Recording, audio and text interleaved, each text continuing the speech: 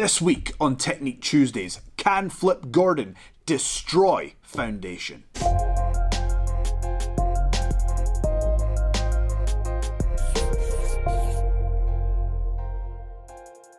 First up, let's take a look at Rhett Titus versus Flip Gordon. In this match, you've got a war of two ideologies. You've got Foundation, who want to do everything by the book, by the rules. It's all about pure wrestling. And then you've got Flip Gordon, who's very much more of a win at all costs type of competitor. Flip Gordon, however, is less convinced by Foundation's mission, and it shows right at the start of the match. Rhett Titus is pushing for the Code of Honor, and Flip Gordon instead takes a step back and says, "Show me." As if to say Rhett Titus is not worthy of a handshake at that point. He has not earned Flip Gordon's professional respect. Although we know Flip Gordon as being a high-flying wrestler, it's easy to forget sometimes that he is in fact a very skilled amateur wrestler. Now watch this, he does the drop toe hold and he floats over, literally rolls over his opponent to maintain weight and make sure they cannot get up. Very impressive for Flip Gordon, who uses his amateur wrestling background to go hold for hold with Rhett Titus. Immediately after, Flip Gordon is very impressive, always maintaining close contact with his opponent, not letting Rhett get away. However, Rhett has a very interesting answer here when Flip has what we call a 2-on-1, which is when you use two arms to isolate one. Rhett rolls through and bends backwards, uses his legs to secure a perfect head scissors. Eventually, however, Flip is able to get back to a neutral position and nips out of that situation, which usually would be seen as a stalemate. But if we remember Flip's bold actions at the start of the match, refusing to adhere to the Code of Honor, I kind of feel like that's Flip taking a step backwards. I guess the lesson is, if you're going to be bold at the start, you have to kick off with a bang. So I'm going to have to give this round to Rhett Titus. You can see from here Rhett Titus really starts to pick up momentum over a frustrated Flip Gordon. It's not until a little bit later in the match when Flip is really, let's just say it, being beaten up by Rhett Titus, when he escapes underneath the bottom rope to the outside after being attacked. Rhett goes to claim him, and here is the first kind of bending of the rules, if you will.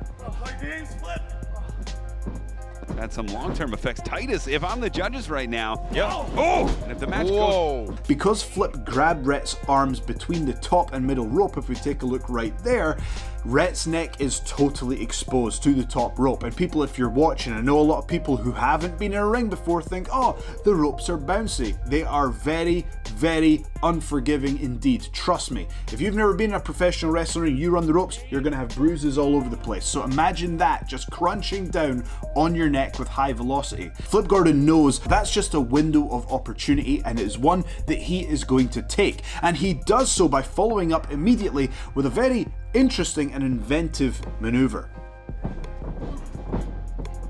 drops him down. Flip Gordon claims what we would call a double overhook. And now we've heard of the double underhook in mixed martial arts, which allows you to control the core of your opponent, but the double overhook can be equally effective, it's just more difficult to get. Rhett is totally locked in here, and let's pause it right there before he drops down. I want to talk about this move a little bit here, because this is a move I personally haven't seen before, but it's very creative, and it looks to be an inversion of the Unprettier, created by Christian Cage, who appeared for Ring of Honor in 2006, but Flip Gordon's version has the opponent facing upwards. Drops him down. Let's fast forward to the end of the match, because we've seen some outstanding strategy and technique from both competitors, but Rhett's technical wrestling ability is becoming very dangerous to Flip Gordon. Flip goes for the flip 5. Because of the damage that Rhett has done, Flip doesn't quite have the energy to go through with it. It's Gordon caught by Titus. Titus looking for a backslide. Could he have him? 2. As you can see, Flip just gets out at the last second. Here is where the pure rules are thrown to the side. Flip goes for a closed fist punch, which is directly breaking the rules of pure wrestling. Traps him. 1, 2. Titus almost gets a 3 there. I thought that was it. Gordon! What? He gets the punch. Wow! He gets the punch. Gordon has been issued a warning for the use of a closed fist. But it's only a warning. He immediately follows up with a curb stomp, which again is somehow legal but not in keeping with the spirit of the pure rules. After that, Flip then hits the flip 5. Flip 5! Oh, that's it. That's it, Rick Abana. I Flip promise 5 you that. plants him. 1, 2. Flip Gordon has defeated Rhett Titus. Flip Gordon is the winner, but is he the better technical wrestler? That much is still up for debate. That is up for interpretation. But what is not up for interpretation is the W in the column that Flip Gordon now has. I promise you, now the column on that's it, shady, right? man. That's shady. Flip Gordon. Next up, we've got a showdown of two masked wrestlers. We've got one of the six-man tag champions, Horus, versus the reigning and defending Ring of Honor television champion, Dragon Lee. Before the match, Horus gives us some invaluable insight into his journey to Ring of Honor. He talks about training under the great Rey Mysterio Sr. and also about how one of his coaches pointed out that it was as if he could fly in the ring. And trust me, we're going to get to that later. Dragon Lee, on the other hand, is less willing to participate in the Ring of Honor tradition that we now have about telling us a little bit about yourself before the match. He throws that all to the side, he kicks the chair out the way, he threatens Ring of Honor staff, and he gets right down to business, saying that he is going to hurt Horus. This time I'm going to destroy you.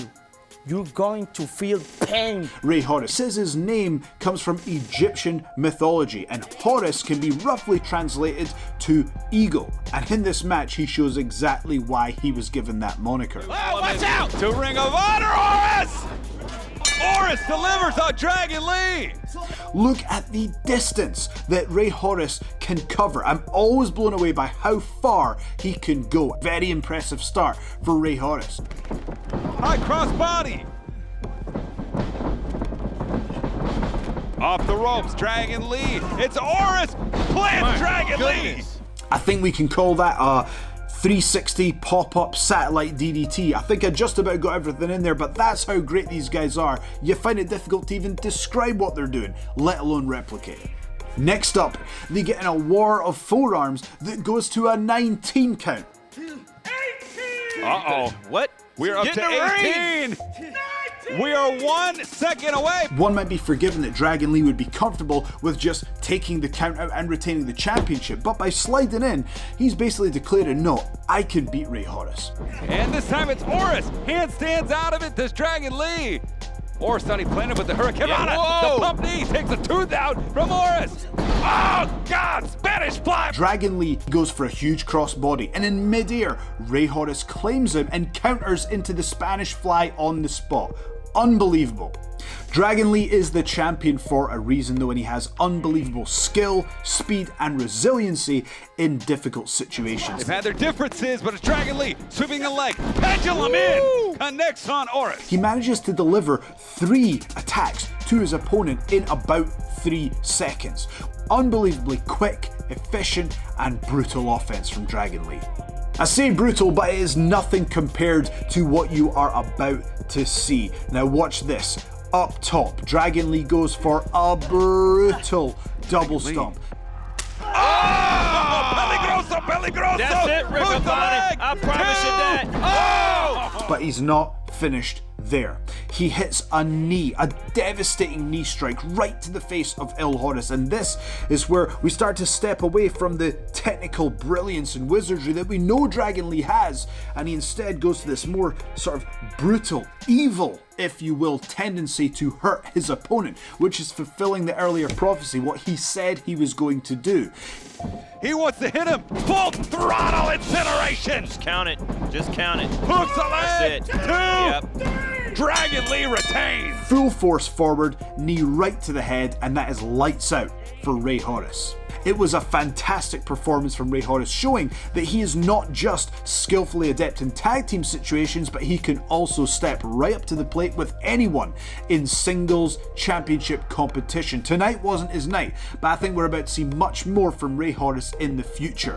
What I will say though, regardless of winners and losers, this has been an unbelievable week on Ring of Honor Wrestling, and we are putting out the best professional wrestling on television right now. I personally can't wait to get back in a Ring of Honor ring, but whilst I'm over here in the United Kingdom, I want to say thanks to everyone for checking out this show, Technique Tuesdays. If you enjoyed it, please like, share, subscribe, post it on social media, and of course, join the Facebook group and use hashtag Choose Your Honor, because Ring of Honor listens to the fans. All you need to do is let them know what you want. I've been Joe Hendry, this has been Technique Tuesdays, and we'll see you next time.